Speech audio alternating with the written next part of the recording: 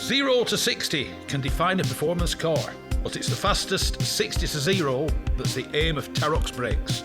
From road cars to race cars, circuits, special stages, or the autostrada, nothing reduces speed like Tarok's brakes. Italy gave the world the art of Da Vinci and Michelangelo. Tarok's has given drivers the art of stopping.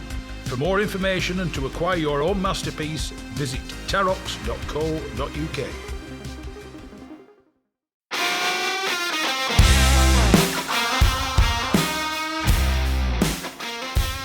Yes, it's me, Mark Stone, and this is the Backseat Driver Podcast. It's the fastest, it's the friendliest, and it's for all the family. The Gas Shocks 116 Trophy and 120 Coupe Cup are the fastest growing race series in the UK, taking in 6 one-hour races and 8 sprints at all the top circuits. Visit 116trophy.com to find out more and get yourself behind the wheel.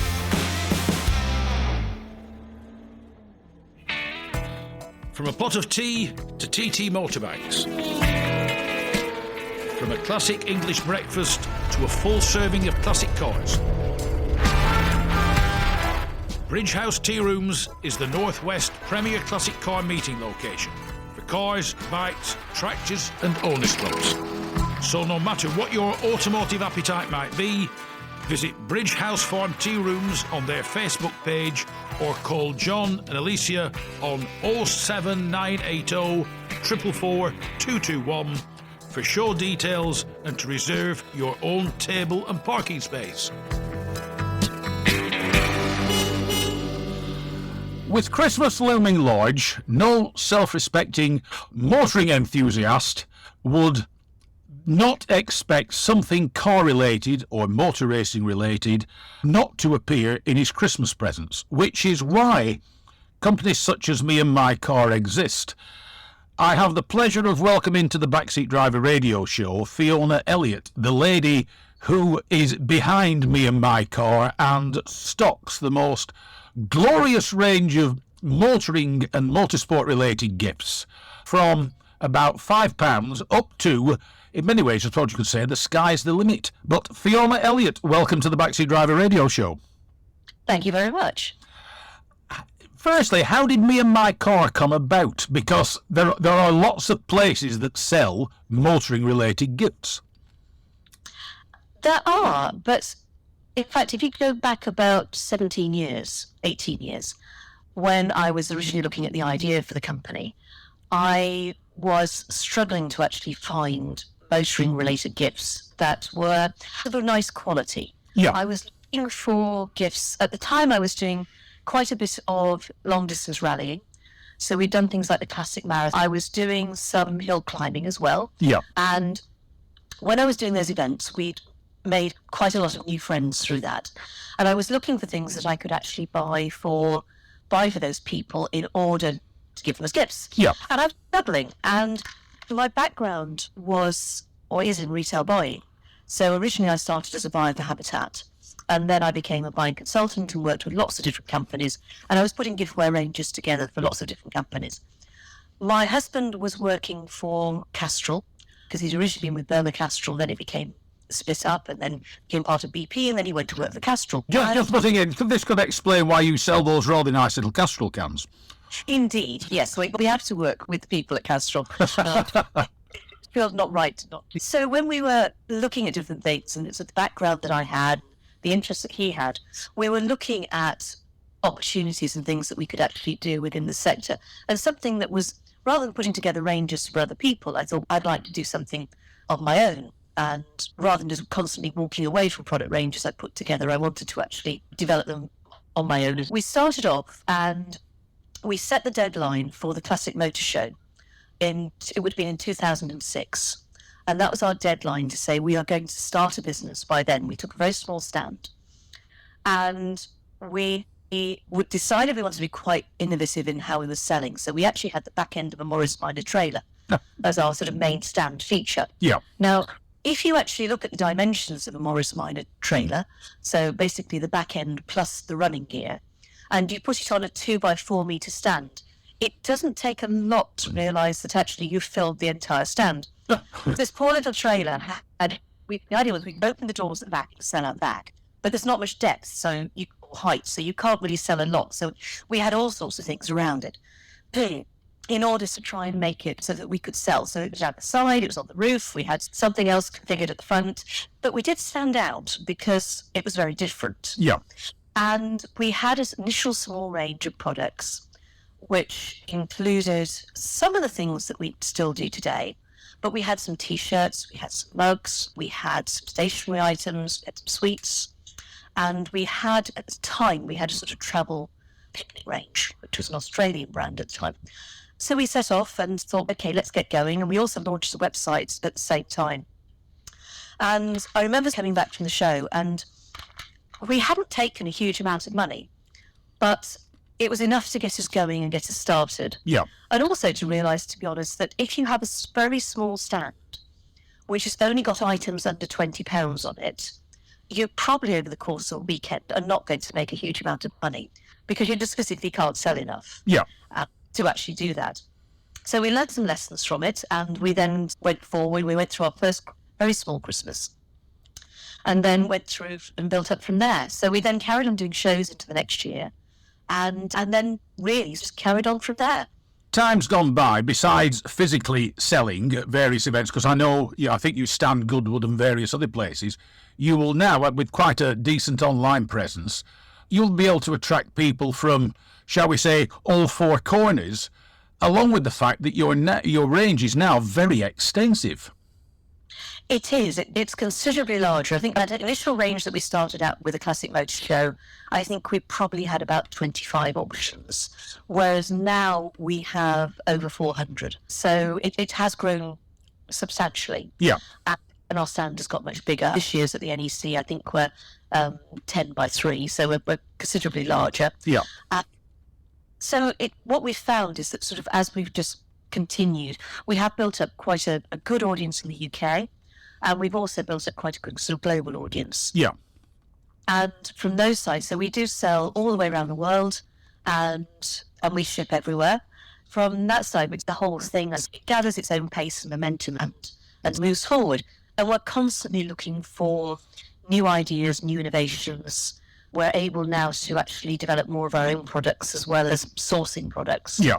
And in fact, from the very early days, we've always tried to have some of our own exclusive products as well as just sourcing, so that it gives us a whole collection that has a much more unique feel to it. Can you just run us through what it is you sell? Because if you go on your Facebook page, you mention sweets. You can buy chocolate coins wrapped in foil, all the way up to all sorts of rather nice things, both as regards models. The one thing I must say I like the Volkswagen Advent calendar. I think that's a marvellous looking thing. But there's clothing, there's models, there's items, there's domestic items. Just run us through what you sell. We largely split it, I suppose, in areas. So we have the first area is Suixtil. But within there, we would sell things like our gear stick bottle toppers, our oily can mugs, which are all inspired by, basically, if you think about an old oil can on your shelf in the garage, where it's dripped a bit of oil down the side of it over the years, then that was the inspiration behind the mug range. And then that also extended out then into racing cars and looking at racing car bonnets and what they look like after a race. So that same sort of weathered and lived-in look. And so we do a lot of mugs within there. You've mentioned things like the advent calendars. The advent calendars we started with last year, and they have been very popular. I think most people can now see that advent calendars have spread much more from just very simple sort of chocolate ones. And you can get advent calendars for all sorts of different things and all sorts of different prices. At this particular range, we do 4 in total. So we do camper van, we do a Mercedes Gullwing, we do a Porsche 911, and we do a Porsche RS. Yeah. And so the Porsche RS being a sort of much bigger one, which comes with lights as well as sound effects on when you've actually built it. So those have been very popular, and this time of year is obviously the time for those. We do very well with our own range of socks, which is called the Motoring Legend socks. And those we now have 8 designs in the socks. So we're constantly adding to those. And we're also quite good. Within Gift, we also do toys. Now, our toys, we feature a brand called Play Forever.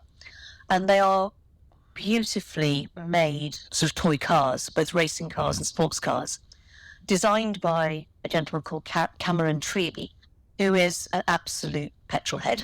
But he's also got the eye to be able to take it into its form in ABS plastic and actually make it very beautiful. They are sold, we sell them as toys, but they're suitable for any boy aged over 3. And all the way up to 63 and 73 from what I can see. And we tend to, for some people, we refer to them as desk accessories, because that seems to make it easier for them to be. So from that side, it does make it slightly. So below 10 years of age, it's a toy. Above 10, it's a desk accessory. Indeed. So yes, and we're not going to differentiate as to wherever you want to put it. It's fine. But those ones, that's been a very successful range and continues to grow within there. We also then have a section which we call sort of style. Now, style will include things like wallets, wash bags, travel bags. We have a range of bags which are, our big travel bags are actually made from the offcuts from car seat manufacture. So they're not recycled because it's new fabric, but it's fabric that would go to waste otherwise. Right. They're bought by a French company that we work with, and they then manufacture it and accompany it with recycled leather and seatbelt straps. And with those, they're a lovely, beautifully made range of bags and wash bags that we do. So they definitely have motoring running right the way through and so on. So it does, butting in, if you chose wisely, there's every chance you could end up with the same interior trim as your car. She could possibly, coming from the French production, so it might have to be a French car. And we have a few red items at the moment, which are actually the end of a run, because I'm not quite sure how many cars had a bright red interior. I think it was quite limited supply of fabric. So it's the end of that line. But so most of them tend to be in greys and blues. Now, besides, I notice you also do the cufflinks. I think everybody does cufflinks. And I forgot to mention it when you mentioned it. I wear your socks. Yes, I can thoroughly recommend your socks. But besides cufflinks, you do some other nice clothing. One brand is a brand that I wear, because I'll be quite honest, I've been enriching your good self, because one brand of clothing I do is Suixtil, but Suixtil has quite an interesting story on it. It does. Suixtil started in the 1950s, and it was originally called the Swiss Textile Company. Ah, that's what it means. Yes, it's Suixtil. It comes down to some short. It was given that name, I think, to make it sound European and exotic, because it was actually an Argentinian company. Yeah. And Argentinian tailors who were given the contract during the 1950s to dress the Argentinian Formula One team, of which Fangio was probably its most famous member. And the Suixtil brand basically designed clothing for drivers. Now, this was obviously in the era way before we got into flame retardant suits and even helmets that would actually save your life. We were looking at something where people were driving at that stage in polo shirts, sometimes long sleeve shirts or jumpers, and they were wearing trousers which were quite a sort of loose-ish fit, but they were also got a little bit of elastication in the waist. Yeah. And very original trousers were elasticated at the bottom, so that you didn't get your trousers caught around pedals and things like that. So there were safety concerns around them. But that was about as much as the safety concern was going to be. That was from the era when it was considered, it had existed from the 20s, etc., that the safest thing to do or to happen if you were in a car crash was actually to be thrown out of the thing. You probably still more chance of surviving if you were ejected from the car. You probably did, yes, because certainly there was nothing that your clothing was really going to do to protect you. But when the Argentinian team started to travel to races and were travelling around Europe, everybody started to notice that they were suddenly a lot more stylish than the other racing drivers were out there. But Suixtil were very sensible or very clever. What they did was they said to the drivers in their Formula One team for Argentina, just give it away. Here's loads of kit, just give it out. Yeah. And it ended up that it was then widely worn by a lot of drivers. So right the way across Europe. So Moss famously wore a lot of Suixtil. There are considerable photographic archives of him wearing what we refer to as the Nassau polo. Yeah. Which is a sort of heavy weave item, it's woven in such a way that although it's quite lightweight, it actually lets air through. Yeah. So it will keep him cool whilst he was driving as well. Now, the brand existed right the way through into the 1960s. And then safety concerns came to play. So what happened then was they were saying, no, you can't possibly wear that sort of clothing. So for a while, it became more paddock wear than it did race wear. Yeah. And gradually, it dwindled away. And then probably about 20 years ago now, a Frenchman who was living in China called Vincent at the time came across a lot of imagery of Suixtil and came across the Suixtil brand and thought, this is wonderful. I want to basically bring this back. I want to try and reinvent this clothing, do them as modern day replicas, and to actually bring it back to the market. Vincent is very usefully married to a lady who she sources clothing for the French fashion industry in China. So she had the contacts in factories, and he was able to go to the factories where she was well known and persuade them to do small production runs. And for that reason, it meant that it was then legitimate for them to actually be able to start. So the business started, and it's gradually grown. It's a bit like us over the years. And we came across Suixtil. We'd seen it at various shows over the years whilst we'd been in our early days. And then we got to know the Suixtil brand, and we started stocking it in the UK. And we're now the UK distributors. We've built a much closer relationship with Vincent. And so for us, Suixtil is not sort of core clothing brand that we stock. And the items that are manufactured, I think hopefully you can see from your experience that they are very high quality, lovely to wear. They last an incredibly long time. And it's a really nice alternate motoring brand, but they're great items for driving in even now. And if you're taking your classic sports car out, then they're fantastic to wear for that. And if you go some that Goodwood Revival, then you can go out dressed in Suixtil and you are absolutely bang on from the period. Although most people will be going around in tweeds and think that they're more in period. But actually, as a driver, wearing Suixtil at the Revival is about as good as it could be. This isn't a plug for Suixtil, by the way, folks, but I wear the trousers with the elasticated waist and the cuffed bottoms. I have the Monaco jacket, and I have the recently acquired Silverstone jacket. But the other interesting thing about it is, besides the polo shirts and such as that being in a variety of colours, the trousers are in what is referred to as Argentine or Argentinian blue. And I suppose this explains how the blue came about, because the Argentines, or the Argentinian drivers, wore pale blue. They did indeed. They did. Yes, had Suixtil been born into it had been a different era, then yes, it had been German, they'd probably been all white. French would have been a different blue. It would have been different, wouldn't it? But it is the Argentinian blue. So that is why there is so much of that sort of pale blue through the range. But it is also a very popular colour. I think we tend to find that really when we're selling across the range, usually a shade of blue is the best selling colour. Yeah. The one thing I would say is that I still drive from time to time a selection of vintage and classic sports cars, occasionally racing cars. And I must say the clothing lives up to the boast of it's extremely comfortable to drive in. It's absolutely fantastic. It doesn't catch on anything, gives you an enormous amount of freedom, is extremely comfortable, and given my age and dimensions, that's what I tend to be looking for. But besides that, the socks and etc., what else you sell things for the house? So we do. I conclude that it's designed to appeal to the motoring enthusiast, whilst keeping the other person in the relationship happy that it's not overtly motoring.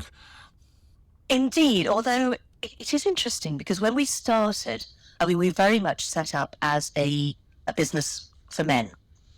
And it's been interesting over the last sort of 16 years that we have occasionally had criticism from women going, you're excluding us and we feel offended. And as a woman myself, and I take part in rallies, I've done hill climbs and things, so I have got a sort of certain sympathy. I think for us, we just knew that the male market was the larger one. Yes. If you're targeting as a website, you have to go for your niche to a certain extent.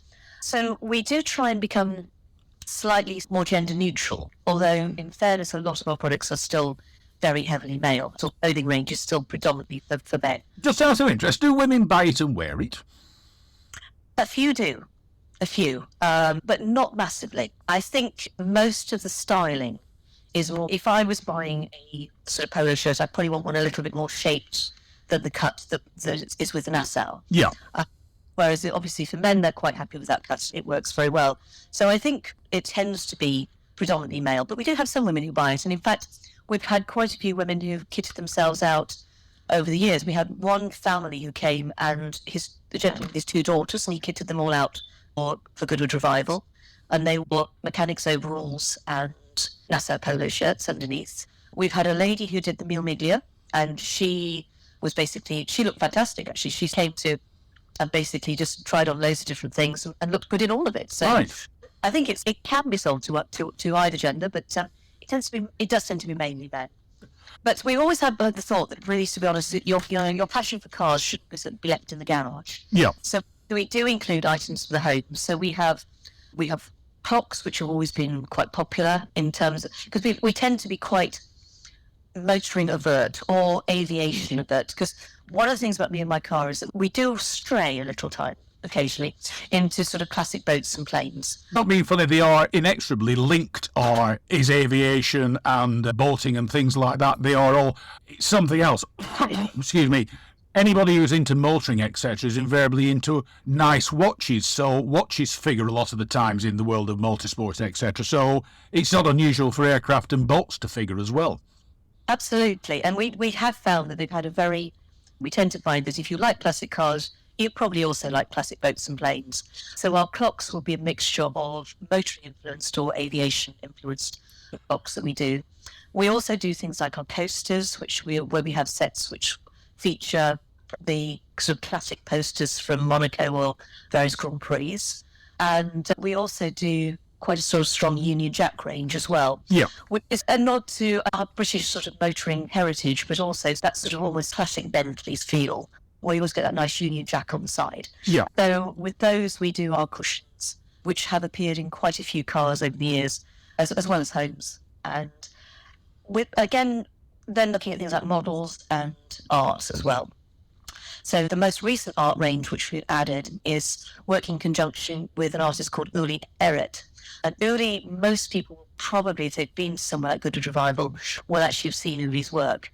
Very talented, works in watercolours, and he does a lot of lovely paintings which combine classic cars and racing cars and planes, quite often at Goodwood, although he does a much bigger range than that. So we've just started doing some work with Uli as well. Yeah, and just out of interest, the gift range, do you find that they are seasonal types of things? Certain gifts, certain motoring-based gifts become more popular throughout the year. Christmas will be the time which it will be your bumper time as such, will Christmas. But do you tend to find certain gifts, shall we say, come to the fore around Christmas time? It's interesting. I'm not sure that anything particularly comes to the fore. I think what we just tend to find is that the things that have been selling quite well through the year, the sort of best sellers, we will just sell more of. So products such as some of our chocolate ranges. So our tin of chocolate sports cars, our tin of chocolate Formula One cars, those ones will sell more. But throughout the year, they will also sell well as well. So I think really, apart from the very seasonal, like the advent calendars, Yeah. which we're really offering from sort of September on, then those ones, then generally it's just more a question of just upping the volume. Things which have been selling well, we just tend to sell a lot more of. So we are getting to that point of view when we do start getting very busy. And then this year we're doing the Classic Motor Show at the NEC again, Yeah. which we couldn't do last year because of COVID reasons. So we're back again this year. So it'd be quite nice to do that mix of online and also seeing people as well, which is that side.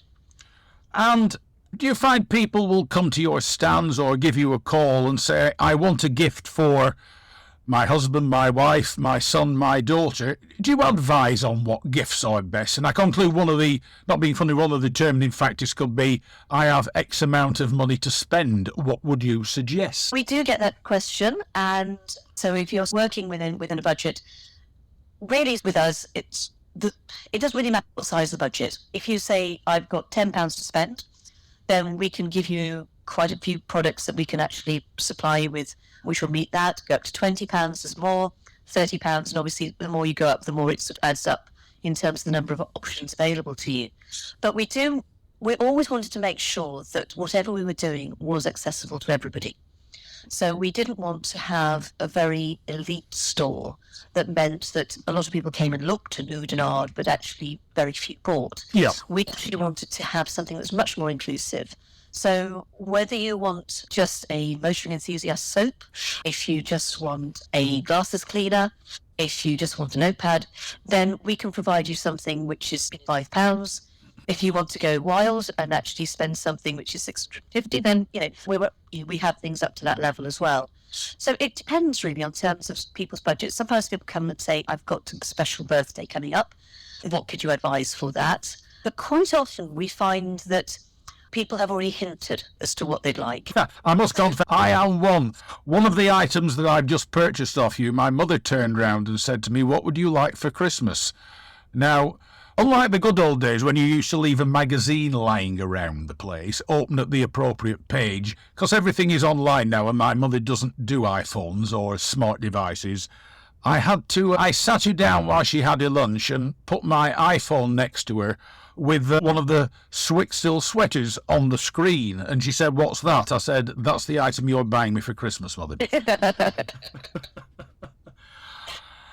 Now, without giving too much away, what gifts don't exist that you think should exist? Because I know you said you generate and design a lot of your own things. What is still lacking from the motor enthusiasts' gift list that you can possibly put, without giving too many secrets away to your competitors, who I'm sure will be listening? I think that's a very difficult question, because I'm not quite sure, because it's one of those areas that we don't necessarily go, oh, I think there's a whole area within this sector or that sector. We tend to grow almost a little bit more organically than that, though it's something will spring off and become, oh, that's a really good idea from there. I think it's also to a certain extent down to looking at what there's likely to be a market for as well, which is always quite tricky. I would love to see a lot more motoring-inspired bags and things like that. Yeah. But it just depends, because the bag market is quite a sort of diverse one, and people can buy their bags from all over the place.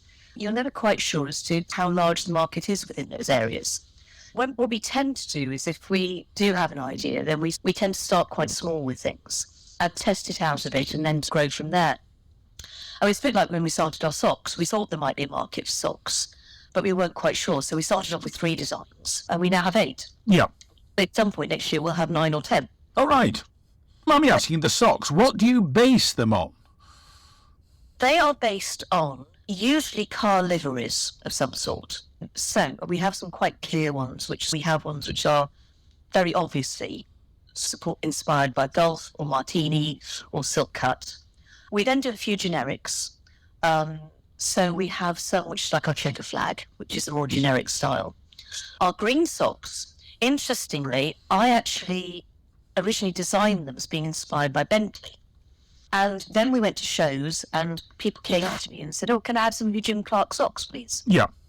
So yes, of course you can have some of our Jim Clark socks. But it was the case, okay, so it depends. So some people call them the Lotus socks. Some people will call them just your British Racing green socks. So sometimes we find that it can just, what we might think we've been inspired by, it can actually change. So it does vary with those ones.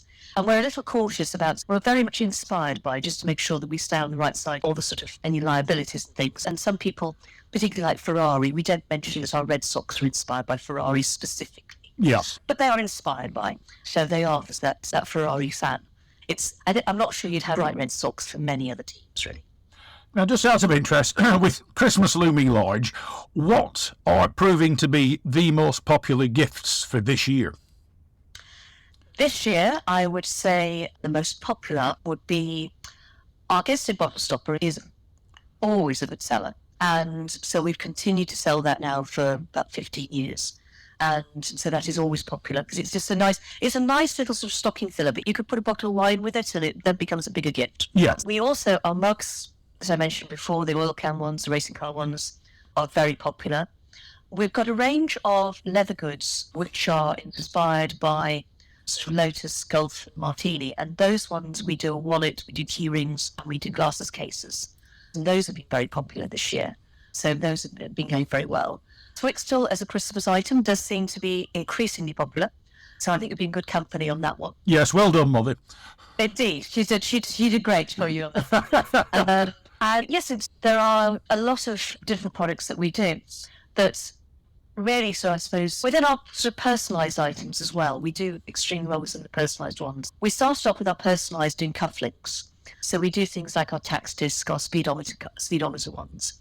But we then branched out a little bit. One of the things that we've found is that since COVID all started, is that the cufflink market isn't as strong as it was because people haven't been going out. People haven't been going out, have they? They haven't, and they haven't been going to those big occasions and those weddings and those big celebrations where you're going, yes, I want a new pair of cufflinks for that event. So we started to sort of look at that. There are still sales within that, but we've then spread a little bit. So we've now got lapel pin badges. So we do those which do some of our sort of core lines in terms of non-personalised, but then we also do this personalised as well. So you can have a little speedometer which it's got 2 gauges on it, and the top gauge has got 4 numbers, the bottom's got 6. So you can have it as 0050, then a date of birth at the bottom. Yeah. And you can do that in a lapel pin badge, which is perhaps a little bit easier and more everyday to wear than a set of cufflinks. And we also do hip flasks as well, which feature the speedo as well. And again, those are personalised. So within those different ones, I think we do find personalised items do sell well, and people like that sort of little bit of extra uniqueness to them. Yeah. Now, at the beginning of the interview, you mentioned you did hill climbing, etc. And since this show is dedicated to motoring, do you still hill climb? I don't at the moment. I don't. My car is a Mark II Austin Healey Sprite. Very nice. It's lovely. It is a replica of the cars that raced at Sebring. Oh, it's a Sebring Sprite then. A Sebring. It's like a Sebring Sprite, but it hasn't got... When you go out, there's one with the registration PMO, which I think a lot of people will have seen at events. And that's actually got a slightly different styling to, I think it's the front end from memory. But it has got a Donald Healey Works hardtop. And unfortunately, at the moment, it is sitting in a garage under a cover and has been for a little while. How dare you? How dare you? I know, but I do have grand plans because my daughter's going off to university next year. And that will free up huge amounts of my time. And when she goes to uni, it means that I'm going to be looking for a hobby. So I think restoring the car or getting the car restored will probably be quite high up on the hobby list. Because it would be lovely to get it back out again. I was never particularly I was a competitive hill climber in terms of I tried really hard. But I wasn't particularly good. But I did enjoy it. I did a few events on the Isle of Man. I did an event in Jersey. And they were just incredibly fun events to do. But I can't say I was the world's best by any means. Unfortunately, because sometimes at these events, people take photographs of you. You're going around a particular corner and somebody will snap that photograph. And my car in the photographs, it looks like I've gone shopping, but I'm wearing a helmet. Because I look like I'm going incredibly slowly. And it felt very fast at the time. But yes, I don't think I was the fastest. I think the thing about hill climbing is there are those who are extremely good at it and extremely competitive, because hill climbing is a unique branch of motorsport all on its own. But I think the other thing about hill climbing is it's as much a social event as anything else, because if you don't do well, nobody's altogether bothered. This is very true. This is very true. It's not one of those where at the end of the day, you go off to the pub and drown your sorrows. You go off to the pub and just have a good evening out. And one of the things I found is that the people that you meet on these events they're very like-minded. They've all been doing similar things to you. And they don't really mind whether you beat them, came last. It doesn't really matter. Everybody's there to have a good time. And we met some great people through it. Now, if somebody wants to get hold of me and my car, how do they go on about it? As I said, you are on Facebook. Anybody who puts me and my car into the search bar, you will pop up with the phone numbers. What are they the best ways of getting hold of you? Best way of getting hold of us is probably to look at the website. So that would be meandmycar.co.uk. And also then, so we can take orders through the website. If you prefer to phone us, then you can. We have an order line number. Which I'm not mistaken, as the rather jolly Kelly at the other end, if I'm not mistaken. It is, yes. You will usually find Kelly, who's actually recently joined us. So please be kind, because she knows a lot, but she doesn't know everything yet. But she's doing fantastically well because she's been thrown in at the deep end coming in just before Christmas. But no, she's great, a great person to have in the team. So, but no, once again, Fiona Elliott, thank you very much for joining me on the Backseat Drive radio show. All being well, my chat will have inspired people to look for something other than the usual mundane motoring-based Christmas gifts, because over the years I've had so many gifts that you've just said, oh, thank you very much, absolutely marvellous, and you throw it in a cupboard, not being funny, with the rest of the almost identical presents, never to see the light of day again. But Fiona Elliott, thank you very much for joining me on the Backseat Driver radio show. Thank you very much for inviting us.